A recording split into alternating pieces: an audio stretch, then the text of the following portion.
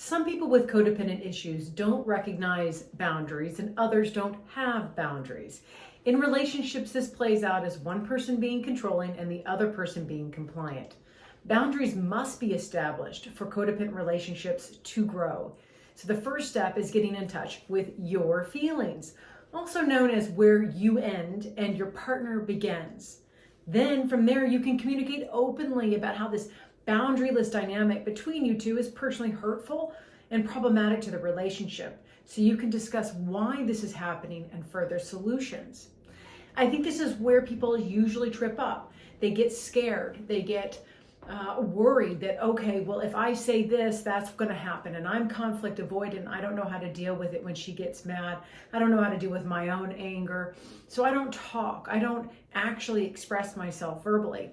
This is the primary issue of codependency, is that all of our feelings, and we have a lot of them, are stuffed inside, repressed, and we are made to think that these feelings that I'm talking about you needing to get in touch with are also very dangerous because they can hurt others or they can dysregulate, well, in these kind of cases, this is when we learn as a child, our parents, and they lose control or they become destabilized when there are people around them that have feelings other than what's okay with them.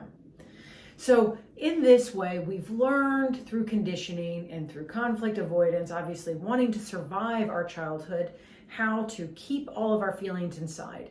And as a consequence of this, we are emotionally fearful of our own feelings and the feelings of others. And the only way to become less fearful is by practicing and seeing that you can not only communicate your feelings, but find strategies to do so that actually equal outcomes that are not as horrendous as you might have thought. That a lot of times when we communicate with our partner, something that we find difficult about their personality or how they're addressing us or their lack of boundaries with us or respect for us, they will want to be better people if we're in a loving relationship. If we don't do that, they actually harden around those ways of being with you, and you're allowing it year after year, day after day, or you're the person that is more controlling in a relationship and the resentment is building because that person doesn't ever even address certain aspects of who you are, good or bad. There's no attention being given. And so I think that this is a catch-22. You know, in some ways, oh yeah, we have a relationship that doesn't really require a lot of emotional work, but we have a lot of emotions inside of us that are either fearful or resentful. So I believe that if we can just take some time before entering into a conversation about how our feelings are being affected, about how we feel in the relationship when they say X, Y, and Z or do A, B, and C, we can start to prime ourselves to endeavor to have new experiences, talking about our feelings, making them come down to earth. They're not these huge, terrible things that are going to destroy mommy and daddy.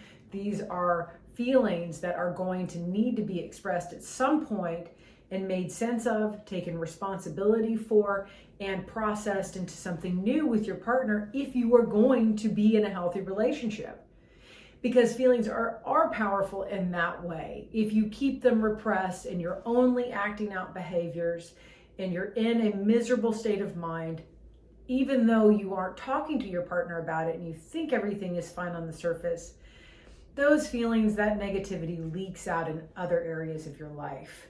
Whether that be with your kids or towards yourself and your own mental health or towards how you take care of yourself. I mean, the negativity has to express itself if it's not going to be processed in a healthy way with the partner that you're experiencing it with. And then finally, if something is happening where you really feel like, wow, this person isn't respectful, and when I address them, they become even more volatile or violent or disrespectful. And I really shouldn't be doing that because then I have to deal with that. Wait a second.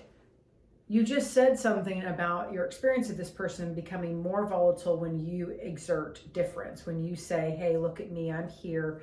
This is what I need from you. Let's discuss this.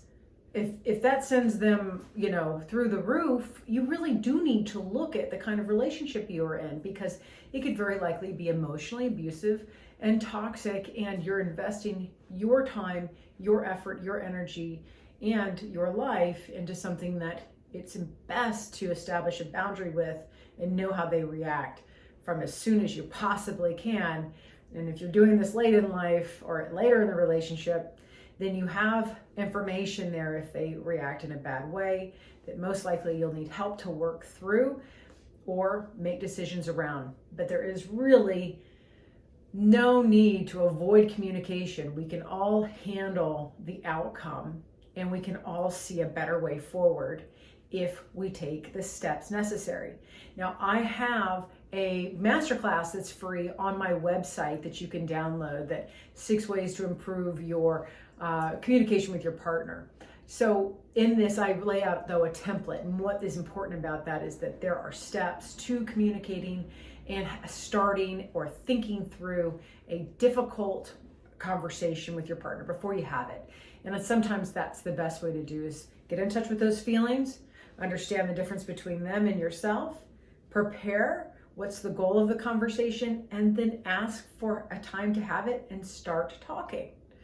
And I hope this is helpful. I'll see you back here soon.